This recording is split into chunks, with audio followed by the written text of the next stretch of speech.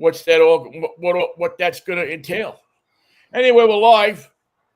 As I like this new view that we get. Michael Knight, who's down here in Pasadena. Um, it's they've changed something on our streaming uh, app here, and so now we see ourselves twice. You can Uh, see the big picture if you're on the laptop. If you're on your phone, you get the smaller version, and you'll be happy either way. well, let's not go overboard. No, I'm guaranteeing happiness either way.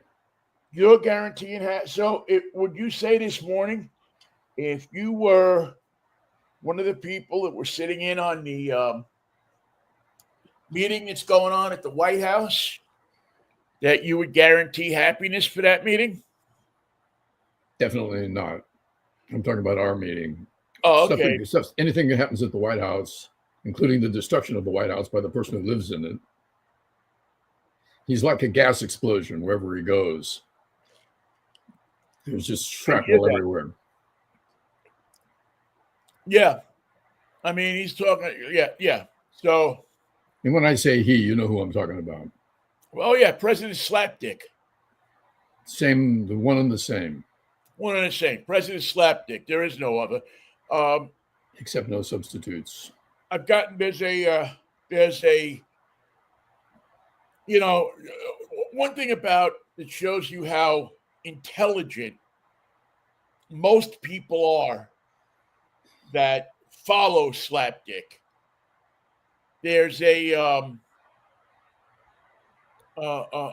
thing going around social media, mostly on Facebook, and it's just this long post about how, oh my God, people are just saying bad things about Donald Trump. That no other president has ever had to endure the things that Donald Trump has had to endure. People calling him names and people disrespecting him.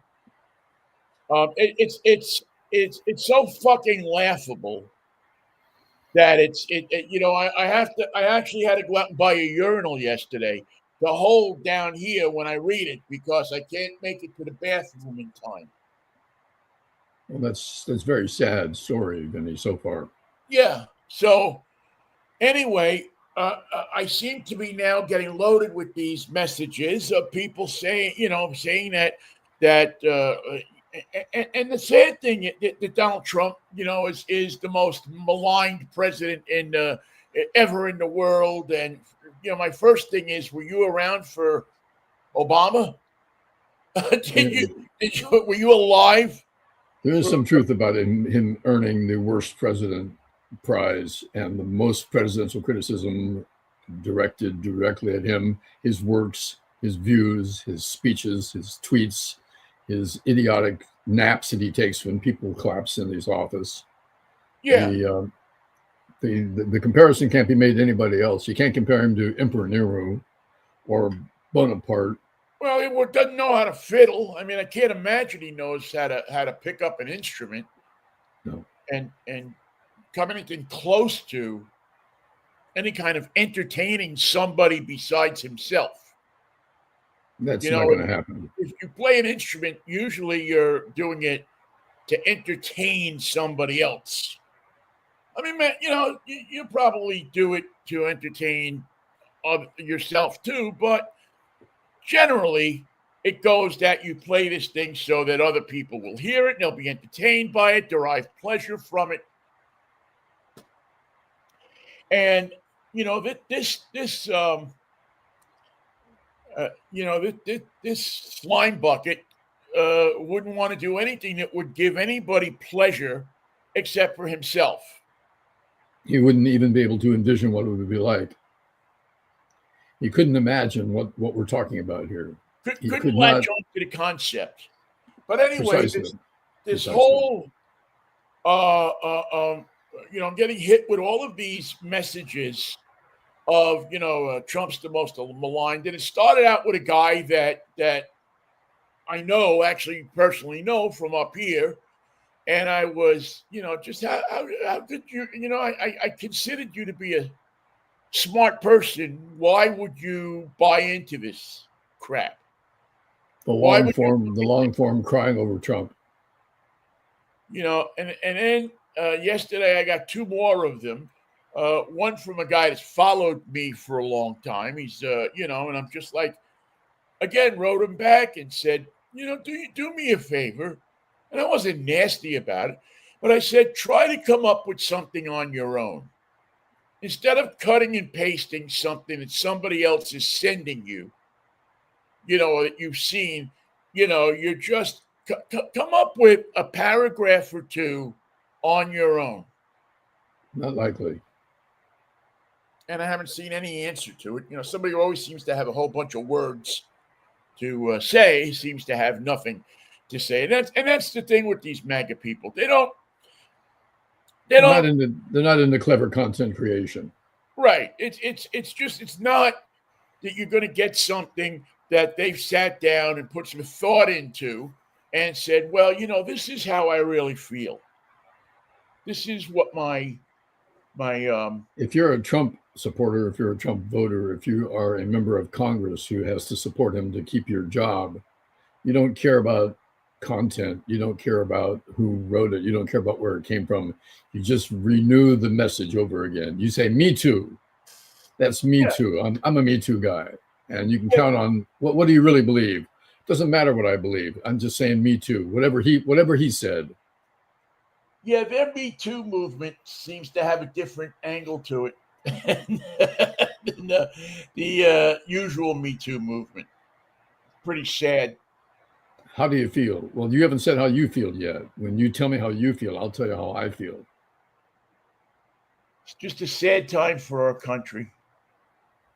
So anyway, all right. Oh, great. Oh, man. What's the matter?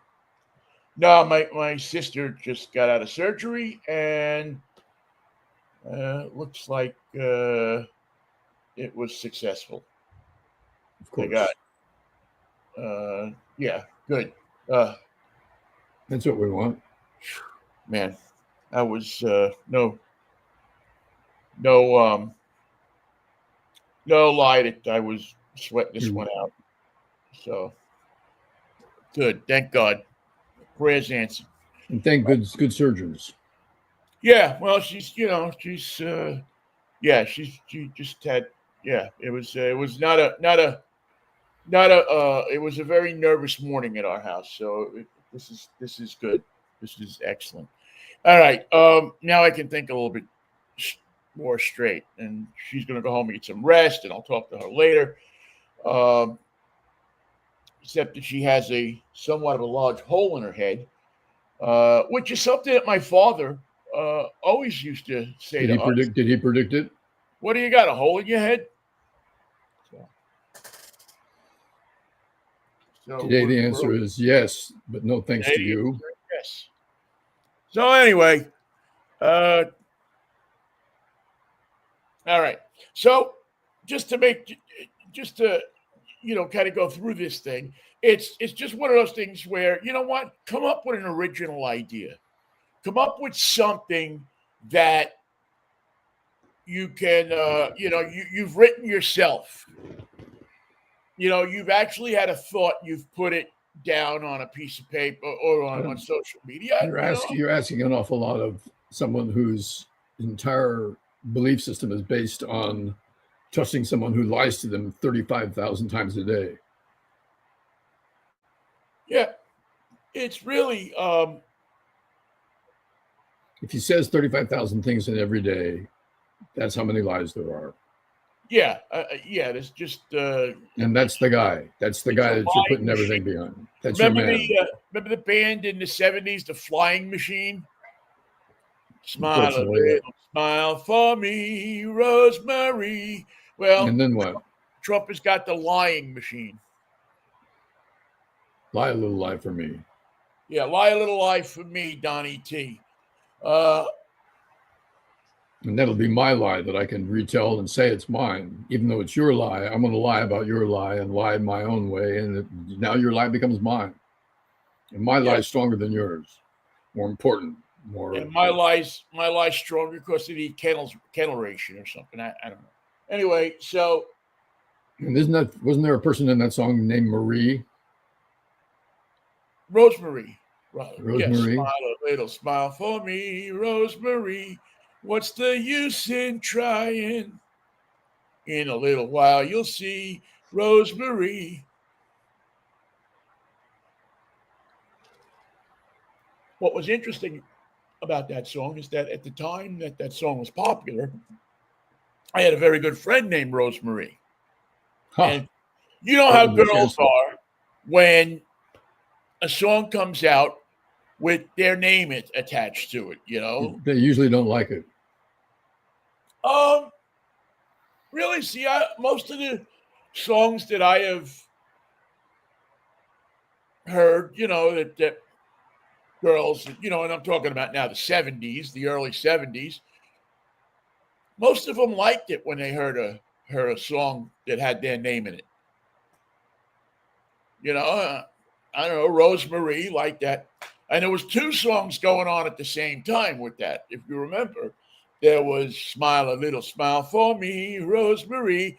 And then there was also the Edison Lighthouse with Love Grows Where My Rosemary Goes. That song needs a little explanation. It needs something to clarify what we're talking about here. Well, there's something about her hand over mine. It's a feeling real fine. And I just got to say, she's really got a magical spell and it's working so well. And I can't get away. What more explanation do you need?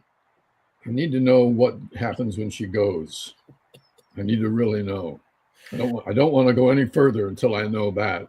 Well, you should find the people that then. Is this like being at the beach and you step on a stingray and someone's got to pee on your foot? Yeah. Kind of. Just say so. Just get that out. It should be a surf song. It's kind of the same thing, you know. Pee a little pee for me, Rosemary. Yeah, it's got to be inaccurate. You got to put it where it hurts. But anyway, that's that. That's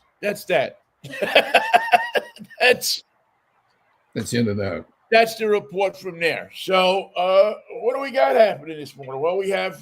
By the way, Edison Lighthouse did not have several hits that followed that song. After Rosemary peed on his foot, that was pretty much all we heard from them. I think that was it for Edison Lighthouse. Although I think somebody in that band went on to be somebody else. Ain't it the truth? If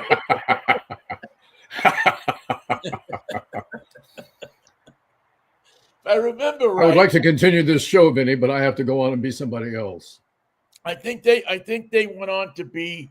I don't have it in front of me, but I think they went on to fame and fortune in another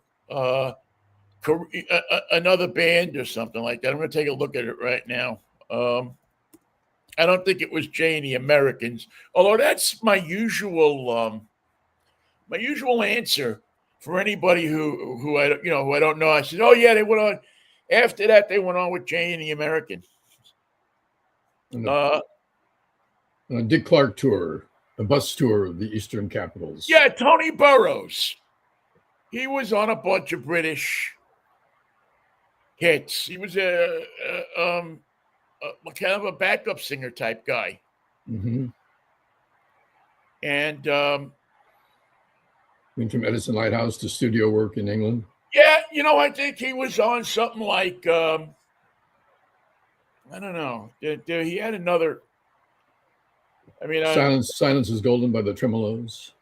No. Actually, the Tremolos did most of their own stuff, but he was like one of those guys that would back up like a Cliff Richard, or something like that, or would something like that, But I knew he went on to be somebody else after he was Edison Lighthouse. It's like I think maybe he was like the British Ron Dante. Remember Ron Dante? Who was the lead singer of the Archies, but had like 6 or 7 different. He worked for the Buddha label, mm-hmm. And so he had like the Archies and the 1910 Fruit Gum Company, and a couple of other different bands, bubblegum bands One, out. two, three, red light. Yeah, 1, 2, 3, red light.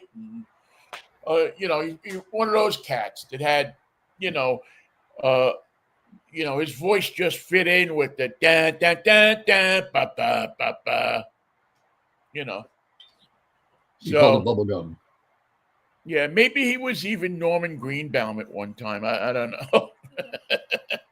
Norman Greenbaum was the number of people until he settled on Norman Greenbaum, and that really worked for him. Yeah, wasn't he a Bay Area guy, Norman Greenbaum? Yeah, wine country or Sonoma County. Yeah, I thought he was a Bay Area guy because I remember. And try to hear him once. And when you hear that, the opening to that song, you can't help but understand the infected nature of it. I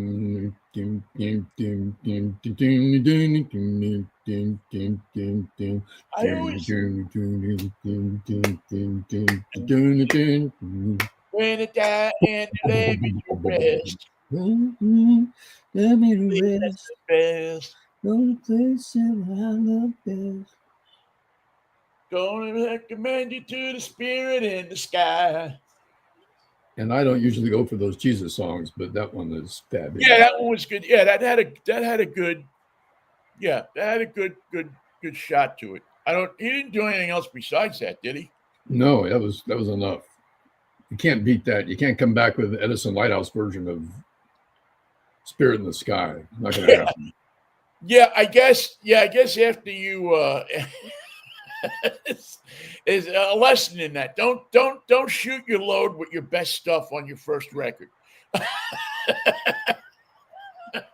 Always have that debut album in mind, but it's the follow-up that's important. Yeah, invariably the follow-up is it used to be that you would never get paid for your first hit unless you had a second hit. Then they'd start paying you for your first hit, but not all of it. Right. And invariably, many people just had one hit in them, and that was it. Then you get paid nothing. The company keeps it. Yeah, because they had expenses. They had to live in the Brill building. Well, we had to get you, we had jukeboxes we had to put you in. And we had to build a house for the president of the company in Cherry Hill, New Jersey. Yeah, it costs money to go out to Brooklyn to put these records into jukeboxes. It costs your money. Yeah. Oh, yeah. No, it never costs our money. We don't put our money into that kind of thing. You're lucky. We'll give you a studio, and it'll be on every jukebox in what borough? In Brooklyn, and if you're lucky, Staten Island. I mean, you do it, or you do it. That's what they mean by the affordability problem in Manhattan. Yes, yeah, exactly. You can't afford for me to live there. Why is the Rock and Roll Hall of Fame not in the Brill building? My seems to be my question all the time now. Who's the idiot that said Cleveland would be a great place to put this? There's a lot of I don't know why, but there's a lot of discontent about the Rock and Roll Hall of Fame at the moment. I mean, there always is. Every year they have to come up with 6 people who don't belong in the Rock and Roll Hall of Fame and put them in there. Yeah. I am kind of sad, Michael, that I screwed something up.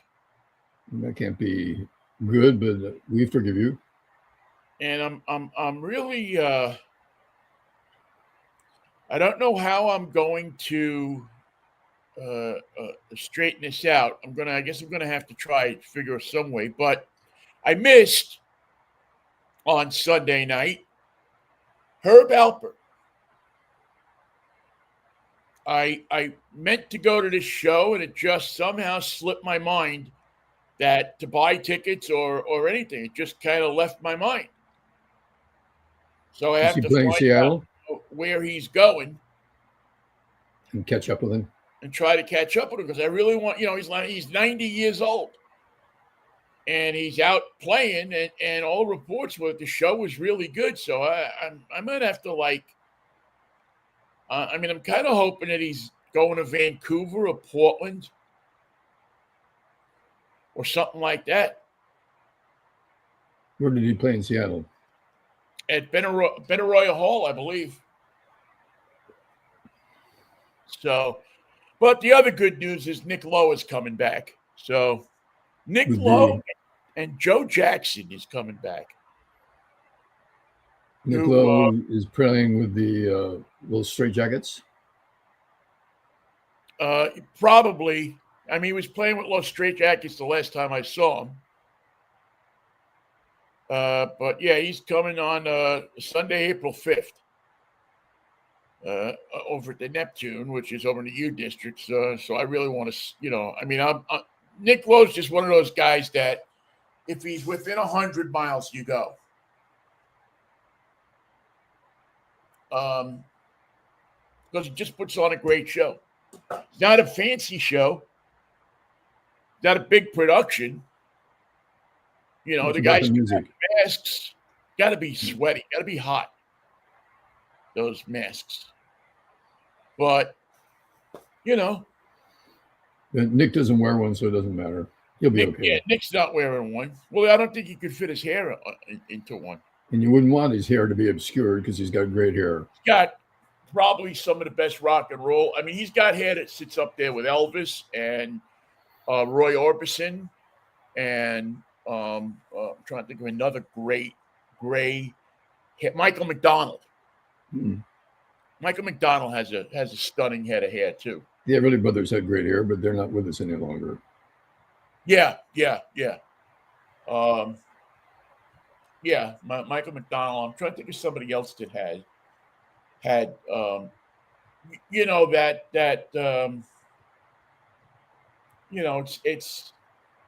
it's kind of like a modern version of a ducktail. It's swept back, and it's. Orbison had a great head of hair, man. I don't know if that was a wig or not, but it was. It worked. So it's what time is it? It's 11. It's 10. What are we at here? Well, we're about 10 minutes to 11. I'm just going to take a look because I'm waiting because I know that by 11 o'clock this morning, they're going to release all of the Epstein stuff. All of it? Or just say it's all of it? All of it. Who is they, by the way? Well, I'm not sure. Because depending who they is, that's what they release when they release all of it. They release some of it. Make sure that they don't release all of it. I mean, it's.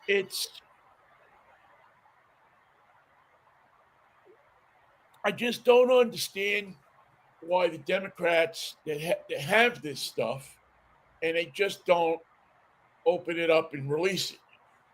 What I mean, the only possible reason I could think of is that maybe they have a few people that are in this.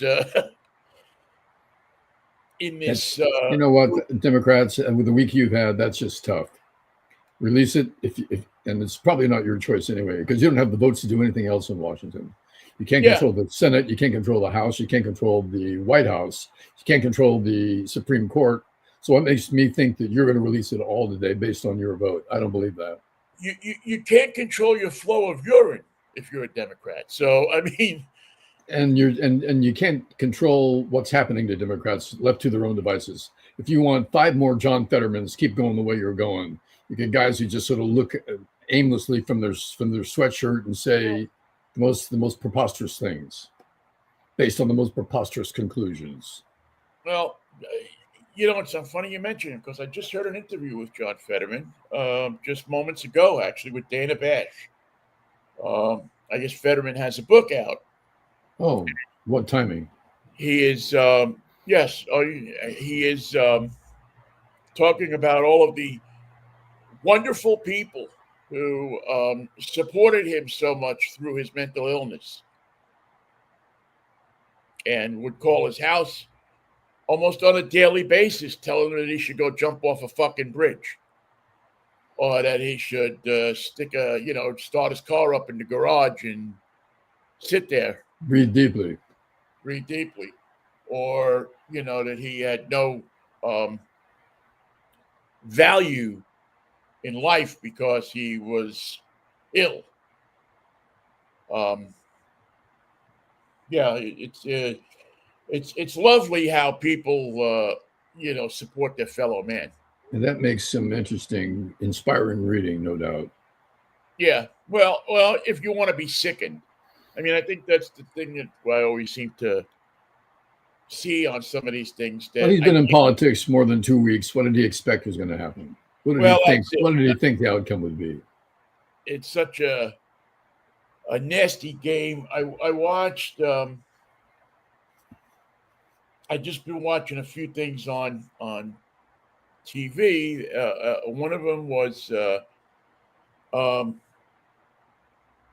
I'll have to go back and look at what it was. I'm blanking on the name of it now.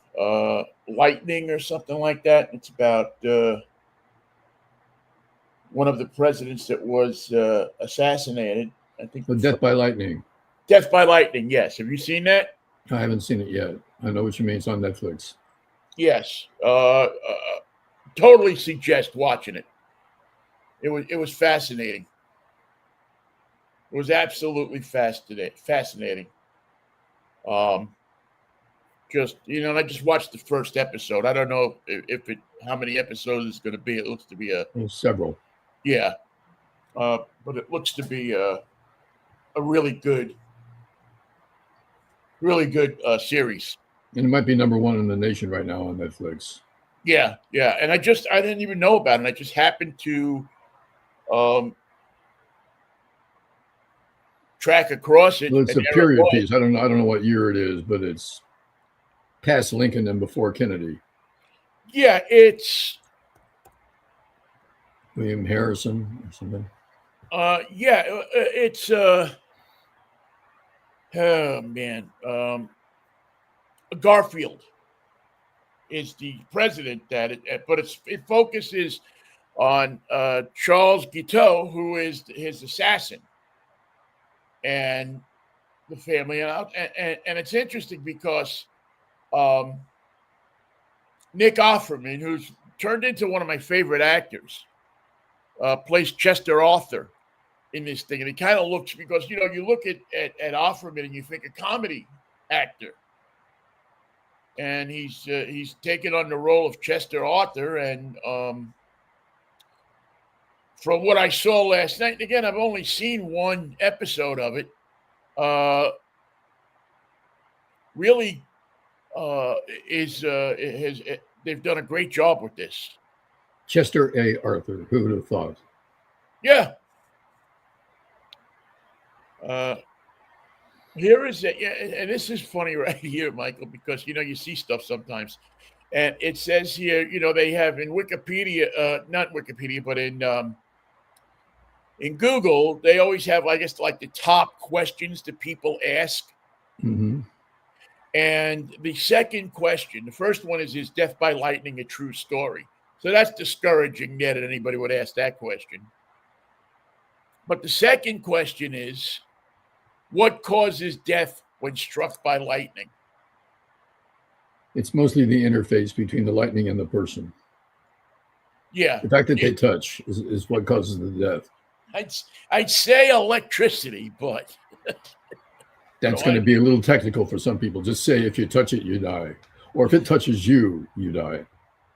What do I know? And the number of people who have lived through it is a real short list. Yeah. People tend not to live through it, but I don't know. There was I was reading about somebody, I guess, that had been is it Martha Stewart, who's been struck like 4 times by lightning? That is not something I'm remembering as truth. I think it was Martha Ray. No, it wasn't. Although I would believe her. But yeah, I think she was. I think if I remember right, she has been She claims that she has been struck by lightning 3 times. She claims 3 times that she was struck by lightning, or she claims that she was struck by lightning 3 times? She has been struck by lightning 3 times in her life. And she claims that were there any witnesses? Was Rod Stewart with her when that happened, or anyone? I don't know. But she said it on the Today Show, so it must be true. The first 2 times. Watch out for that dream day. Well, I've always had a little thing for her. Now that she's been struck by lightning 3 times, it even kind of turns up a little bit. She says the first 2 times she got struck through an iron sink in her garden. And the 3rd time, a bolt came through her house skylight. So she lives in a dangerous place. She must live on a hill. And my suggestion to her would be get off the hill. Take down the damn light.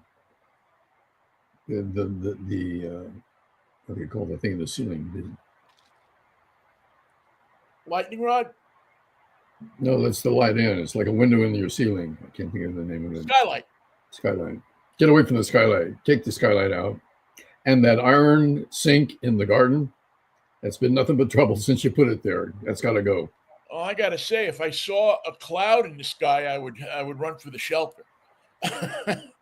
By the way, we have a storm alert. When it rains in Los Angeles, that's a storm alert. Team coverage. And really? It's really going to rain for a couple of days, so we could be washed away. We may be in danger of actually being rained upon in Southern California, and that is no joke. We don't have a storm alert up here, but it's probably going to go back. It's probably going to revert to rain here in the next couple. Well, they keep moving. Hours. We were supposed to be today, then it's going to be tomorrow, but now I see that now they're saying it's going to be Friday, Saturday, Sunday, and Monday. Wow, that's But we have a rule that when it rains, it can't be any colder than 69 degrees. So it's cloudy, but still short weather. I think it can't be any warmer than 49 here when it rains. No, that sounds right. I think we have a. I don't. It's just. Anyway, not a grand thing. So yes, the Epstein files. So what do you think is going to happen today? I mean, I guess they're having a big whoop-de-doo lunch. They've called out for Jersey Mike's at the White House, and they're coming in with a couple of, a bunch of Italian specials and a few cheesesteaks. Is that to distract the press corps? Yeah, and some Miss Vicky's potato chips. And try to I'm only skeptical of one thing, Vinnie, and that is when they say this is it, this is all, this is everything. I doubt it. Yeah, no, I don't think we're going to get everything. I don't think we're ever going to get everything. Because the Republicans have everything, and they put it someplace where you can't see it. Because people are dead, so they can't give you everything. Because generally, unless they were astute enough to record something before they decided to shuffle off the coil, you're not going to get everything. Is there enough information enclosed in correspondence and emails and letters and videotapes and testimony to even raise the question of who's innocent and who's guilty in this matter? If that's the case, if we watch everything and have no idea what's real and what's not real or who's responsible, then I'd say we have a problem. It just seems to be a bunch of really rich people who decided that the rules don't apply to them. That the not even the rules, but the laws. It goes past rules. It goes into laws and moral decency, much as the Catholic priests decided in the 70s and 80s. These were not the rules. These weren't people who were worried about the rules or how they applied. They had their own feelings that they were considering on a daily basis, and Epstein would help them out with their emotional life. Right. They just felt that there's just they had held enough power to believe that nothing will ever happen to them. And actually, to be honest with you, they've proven so far that they're right. I mean, really, what has happened except that the Giselle McKenzie, or what's her name? That's Giselle McKenzie. That's what we're talking about. Just Skier Ghislaine Davis. Maxwell. It's I liked it better when it was Giselle McKenzie. Go look it up, kids.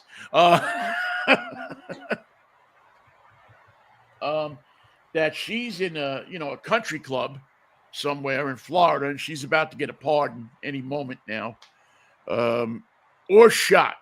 She's got a 50-50 chance, I think. She was going for the wall. We had to shoot her. Yeah, we had a shooter. As a matter of fact, we shot her. We brought her down from the wall, and then we shot her again just to make sure she wouldn't get away. This is the kind of business where you have to be sure. You want to be sure. You want to be certain. Yeah, So I mean, what makes two her in the think head, that, two in the head, two in the chest, one in the back. yeah, I mean, what makes her think that her rich and powerful friends aren't going to put a couple in her? It's been the nature of the game the whole time. I mean, they strung up Epstein, which Yes, they did. rightly so. They took care of that. Took care of that, saved the state and the federal government a lot of money. What makes her think that? Oh, well, they like me. Look at my place here. Look what I get for lunch. They're gonna pardon me. Trump is gonna pardon me, and I'm gonna get out of here, walk out, and get into a Yukon XL, and be whisked off to the airport, never to be seen again. Where I'll be getting on Vladimir Putin Airlines. She said she was going to Bimini. She never showed up. That's all I can tell you. Her plane stopped for gas in Southworth, North Carolina. It's the last we saw of her. I think it took off from there, but we have no paperwork to follow her past Carolina refueling. She went to Amelia Earhart and made a left. And by the way, can anybody answer me the question of why the frontage road at so many airports are named Amelia Earhart Avenue or Boulevard or Street? Or it's out of respect, the fact that she took off and never landed. I mean, it's like Milli Vanilli. They took off, but they never landed. If I were an airline, I'd want to stay as far away from that name as I possibly could. I mean, I'd take all the Amelia Earharts and change them to Sullenberger Avenue,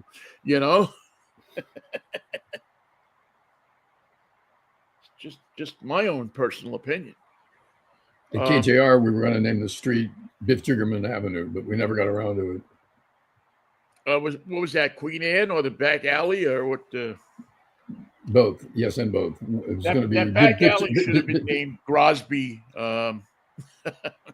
Crosby Avenue. That would have been suitable.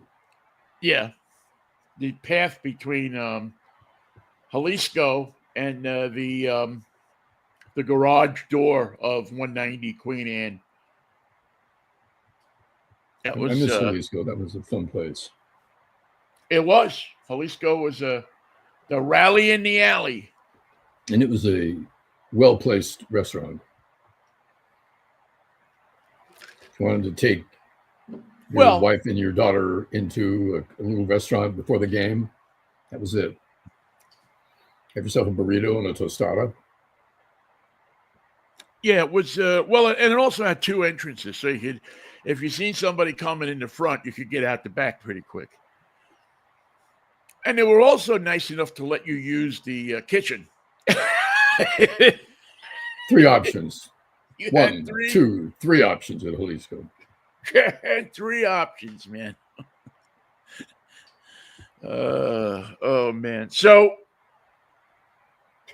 I'm not feeling confident that we're going to get a lot out of this. I mean, everybody's talking about it, but nobody really seems to be. Don't they have to vote? Don't we have to swear in the woman that got elected from Arizona, and then everyone has to vote to release the? Yeah, I don't know that the weasel is going to do that anytime soon. Yeah, I don't know. Then forget. There's no way to compel them to release anything. Forget about everything. Well, they released the emails. I don't know how they got around that, but they released a score of emails earlier this morning Some of them were incriminating. That many of them had Trump's. I think they were from Epstein to Trump, and they all and had his Trump's name in them. Look, this guy is Trump is dirty. There's no anybody who doesn't believe that he is a fool. You're an idiot. Hasn't been following the game. And you're just a denier. So we have to all look in the mirror as Americans and say to ourselves, are we comfortable with these people running the country? Is this how beautiful you want the ugly nation to be? Yeah. Isn't there anything that bothers you about the fact that these men of power and women of power, I mean, it seems like it was a mix there, are okay with raping children? Who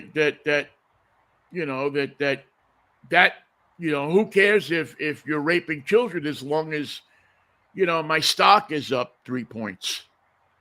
And we're having fun at the party. And we're, having fun at the party. And it's the newest city in Arizona is named Salacious City. And hang on, the Prince is going to be here in a minute. You mean Prince? Well, play? No, what do they call him now? I think he wants to be called Herman. Squirmin' Herman? You got it. Yeah, I mean, I just, I don't know. I can't.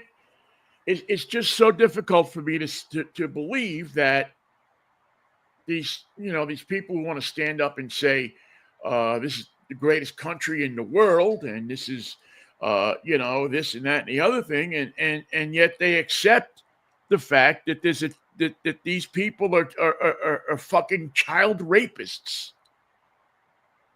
No better than the priests in the 70s and the 80s, 60s, they don't have 70s, quite the commitment to education that the priest has. Yeah, they didn't go, none of them went to seminary. Yeah, at least the priest, at least with your band, you got a couple of books and and some kind of pair of rosary beads or something. A gift with purchase. These people don't even seem to have given you anything when you've been attacked by them. Well, first of all, who are these people? Where did they meet? What parties did they attend? What was the result of that? Seems like they all met up at Studio 54. It seems like there's got to be a little bit of a list here. Let's have the who, what, where, when, and how. That's the hard part. Who, what, where, when, and how. Well, because every time you get into the who, and it's the first thing we start with is who, and we're not saying who. We're only saying what. Are you saying when? No, not when, because that puts the who too close to the event. We're saying what? Well, who always seems to have a friend. The who always seems to have somebody that has the ability to squash whatever the salacious act is. Quash. Well, not like squash, actually. But there always seems to be somebody who can move the dials to make it disappear. To make the who irrelevant to the story. Yeah. So we were going to start with who's involved. We were, but we're not anymore. Now we're just talking about what, and don't say where and don't say who. Which, without the who, it all doesn't really matter, does it? Not going to be a who. So at some point, but again, it's like Dr. Seuss. There is no who. Well, it's Cindy Lou Who, and I couldn't imagine she escaped the whole thing. But the fact that we're willing to accept that, the fact that we as or people, not me, I don't accept it. I think they ought to string these people up by their nuts. I think that as I've told you several times, I've been really looking at history of the middle of the 20th century, and there seemed to be a very a period of punishment that entailed taking people out into the street and tying them up by their feet and hanging them upside down from these gallows with his girlfriend, with the girlfriends or the mistresses or they didn't necessarily put the wives and the kids up there, but they got the fornicators, they got the people who caused the most trouble and put them up there, and they thoroughly interrupted their party. Yeah, and you don't see that. You don't hear people. I'm not saying that we take people out and hang them from their feet outside in the street, although hang them by the ruins of the East Wing. Yeah, I mean, if you put a gallows up where the East Wing used to stand and it put some people up there, I got to say, wouldn't be so bad. It's but nice touch indeed. Yeah, but just to punish these people, to make them pay for what they apparently have done. Well, every day, every week, we learn a little bit about the victims who are brave enough to come forward or who have come forward more than once to say, that's not how it happened. Here's how it happened. Every time that they come through, we get further and further away from the who. It happened. What happened? Who was there? Well, we can't say who was there, but I was there. I was the victim. And who was the perpetrator? Good question.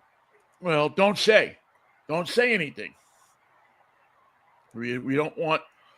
Do you want to bring down the nation, the government, the society? And to which I say yes. If that's what it takes to right these wrongs. Well, the only defense that Trump has got is he says it didn't happen. It's a hoax. The whole thing is just an invention of the Democrats. None of this happened. Zero. You're dreaming. None of this ever occurred. Yeah, it's all these people are lying. The Democrats made it up. Yeah, all of these, they're just out to get me. It's a witch hunt. A hoax. It's a witch hunt. It's a hoax. It's a figment of people's imagination. But yet every time you uncover a piece of solid evidence, like a doorman who happened to be standing outside of a building somewhere, or it all of a sudden it turns into, well, yeah, I mean, I did see that, and this guy was there, and but then but then somebody shows up with a bag of money. I forget. And they forgot. It was cold. I was cold. I wasn't watching. I was looking the other way. But wait, you told us yesterday. Well, that was yesterday.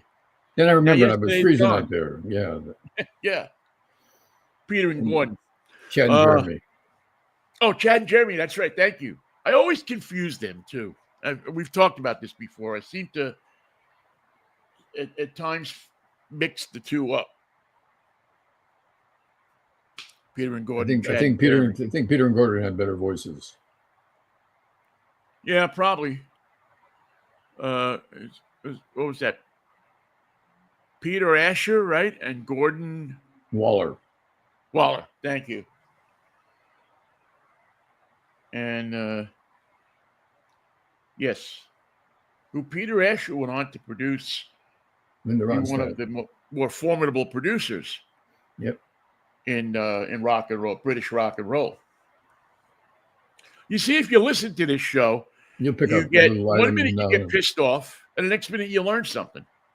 From Medicine Lighthouse to Peter Asher to Peter and Gordon to Chad and Jeremy to the Epstein Files, which is not a group. It's not a Canadian group. If you thought that the Epstein Files was a group that formed after Edison Lighthouse, you're wrong. Although somebody will probably use that. The Epstein Files? The Epstein Files is a band name, don't you think? Andy Kim and the one who's ever left from 1910 Fruit Gum Company will become the Epstein Files. There's another name that was somebody who went on to be somebody else. Andy Kim is now somebody else.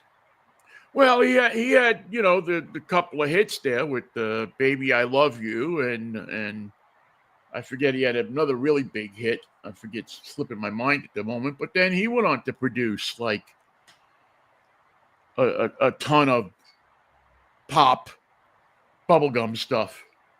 Not even bubblegum. Bubblegum had kind of been gone by that time.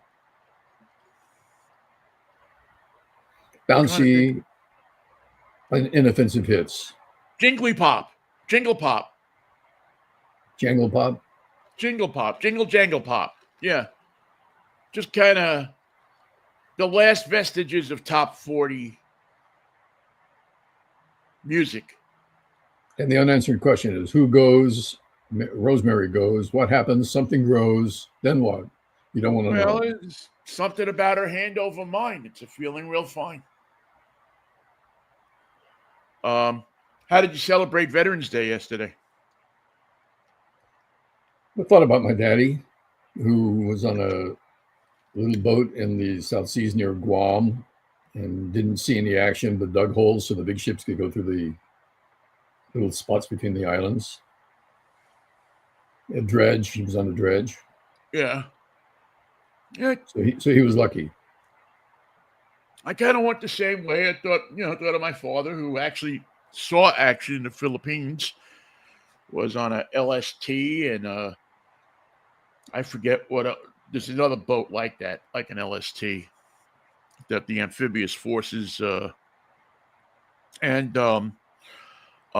also went back and did a little fun, quick project. I don't know if you saw it, where I kind of wrote a little bit about the when we were kids with baseball cards, and how so many of them had that line or two on the back of the card in military service. What happened to Ted Williams? He wasn't here that year. Yeah, he had a couple of years. What did he lost 4 years, didn't he, or 3 years? I think he was a pilot. Yeah.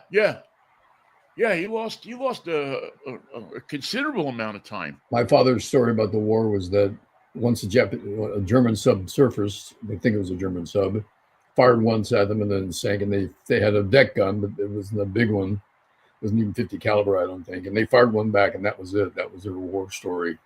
And the two stories of his time on the dredge were that on Guam, they had a beer locker.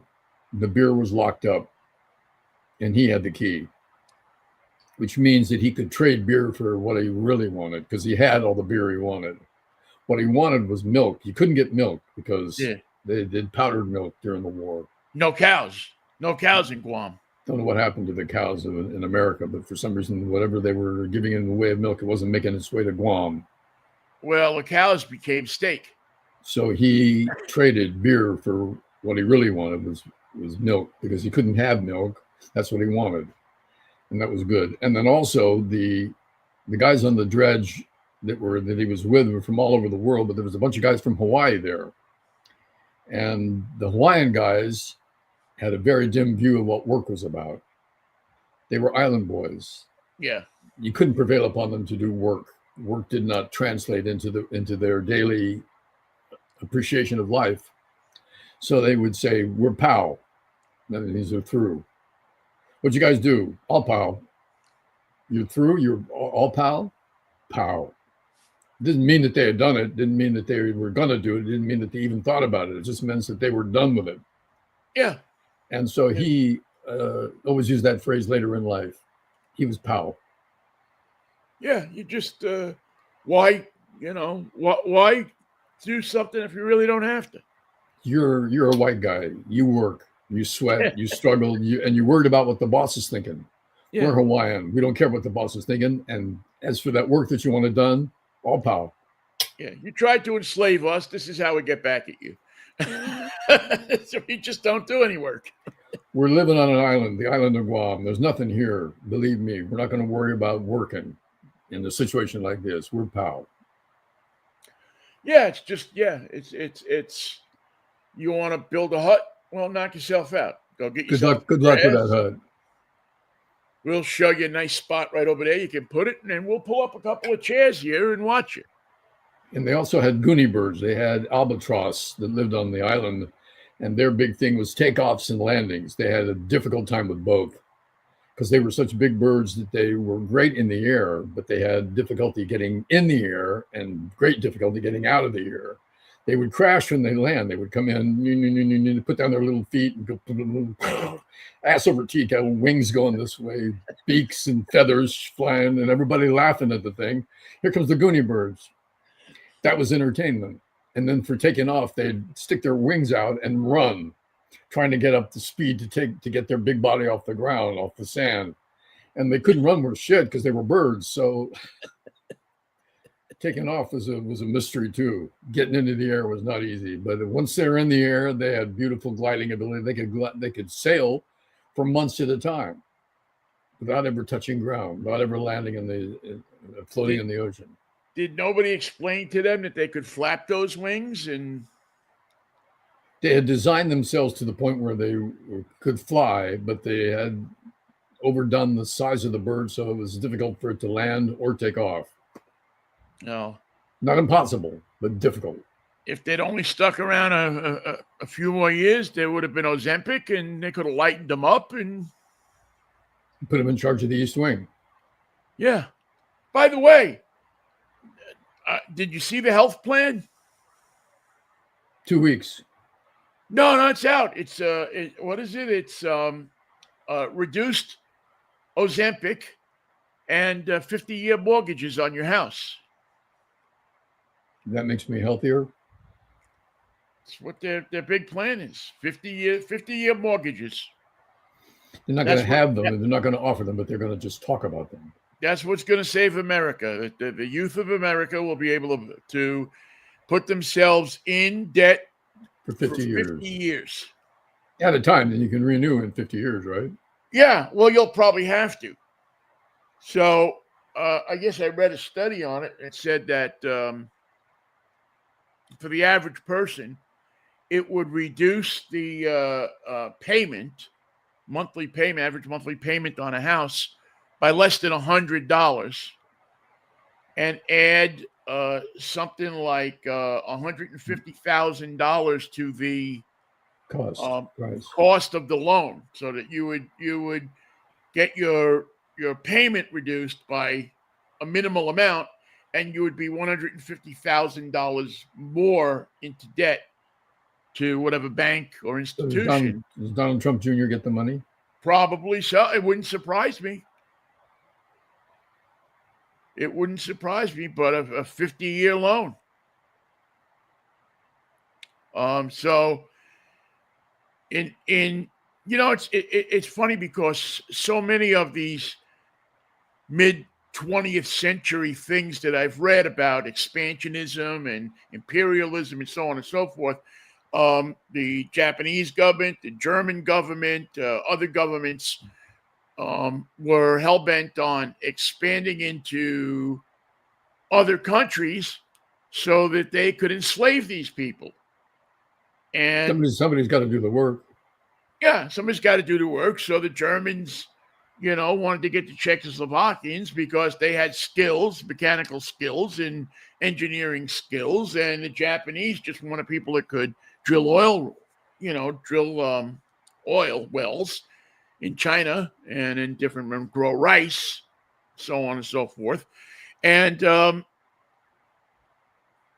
it never occurred to any of them that all they had to do was give them 50-year loans and Ozempic.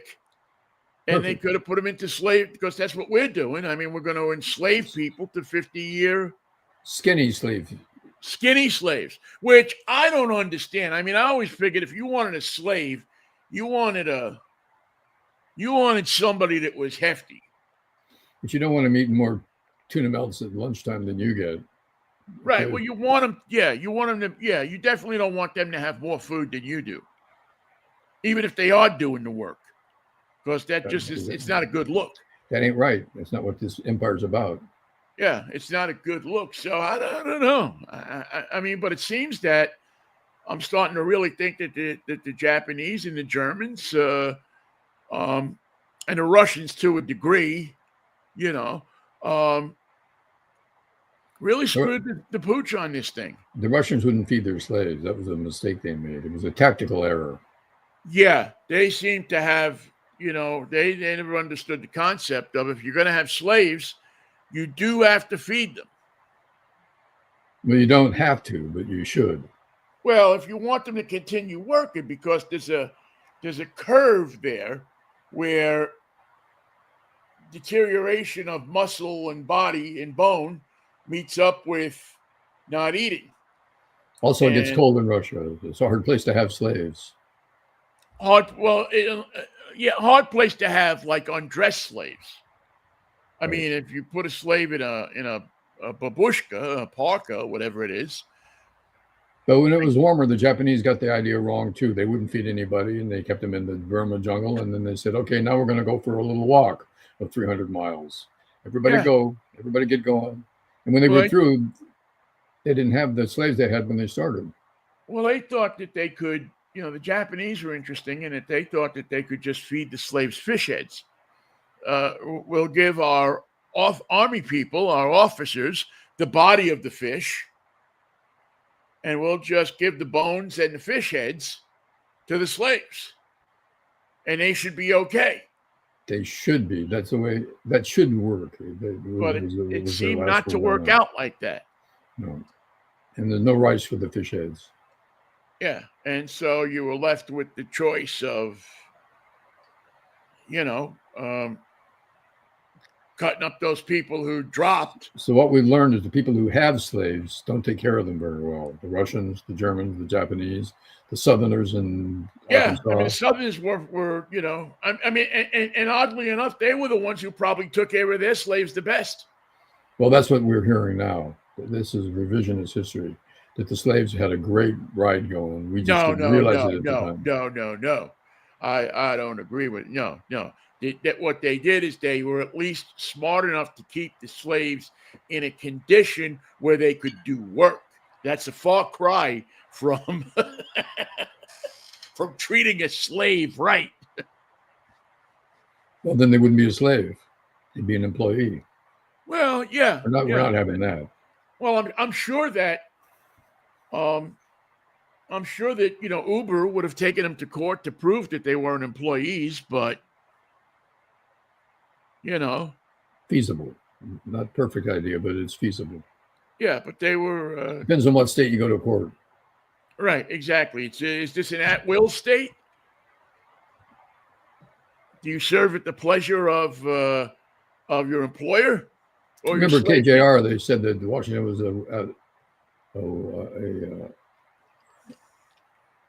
had a relationship where the boss could consider you an at-will worker. You were there not to make the money you were being promised, but just because you enjoyed the work so much and loved being part of the company, you were just report for work every day. Maybe we would pay you, maybe not. But more importantly, when we fired you, you had no recourse because it was an at-will state, and we're no longer willing to employ you. The will is gone. We're not willing. The will is gone. That would have made a great song. I can hear it. It sounds derivative, but I do hear it. Well, B.B. King. The will is gone. The will is gone away. Now we are not an at-will state here in Washington, are we? No. I think so. They always talked about it. I always thought it was a pall over negotiations when the management would talk about the at-will nature of our employment.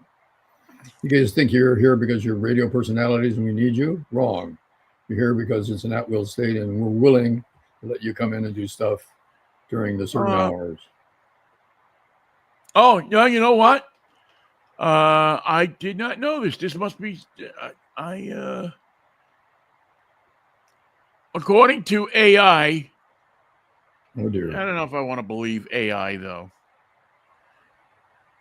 Which states? Let's see. At-will employment. 49 out of 50 states plus the District of Columbia follow at-will employment laws by default, with Of course they do. Montana being the sole exception. And there you have to be what? You have to be a horse to get a job? Yeah. So it's all states except Montana allow at-will employment. That means that an employer or employee can end the employment at any time for any reason.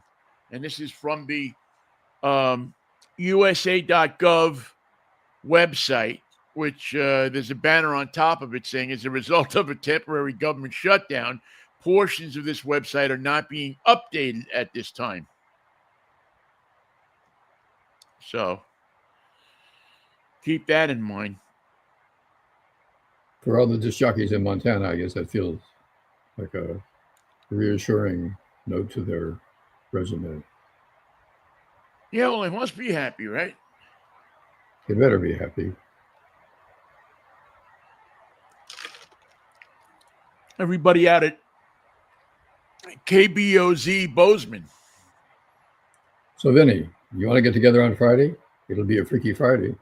You know, Michael, I do, but there's a possibility that you're going to be traveling to see Barry Manilow. No, that I may have to go to the auto show press preview. As you know that this weekend is the auto show here in Seattle. Saturday, broadcasting live Saturday. So I'm trying to figure out. And by the way, tickets are available at the Seattle Auto. Just go to the Seattle Auto Show website, you can buy tickets there. It's definitely a worthwhile. It'll be live at 11 o'clock. Thinking about buying a car, but let me see what the press preview situation is going to be. So there's two possibilities. Three possibilities. One is regular. Two, I'll be at the auto show, do our show live from there. Good. Or three, you'll be in a meeting. I'll be in a meeting and I won't be able to do the show there, or we could figure something else out. But so 1, 2, or 3 will happen. So watch this space, as they say. And then we'll connect possibly on Friday at 11 o'clock. So more than likely, one way or another. I just haven't figured out the form and shape that it will take yet. Well, we're going to be flexible. It'll be in show business. Yeah, I'll be working on that today and let you know and put it up on our social media channels as well. So see you Friday. If the Lord's willing and the creek don't rise, we'll see you on Friday. And remember, as I always say, peace, love, and Manischewitz. As I always say, I recommend you have some Manischewitz. It's quite a wine. Michael, see you. Thank you all for listening. We'll catch up with you on Friday. One way or the other, we'll be in your life. See you, Michael. See you, Vinnie.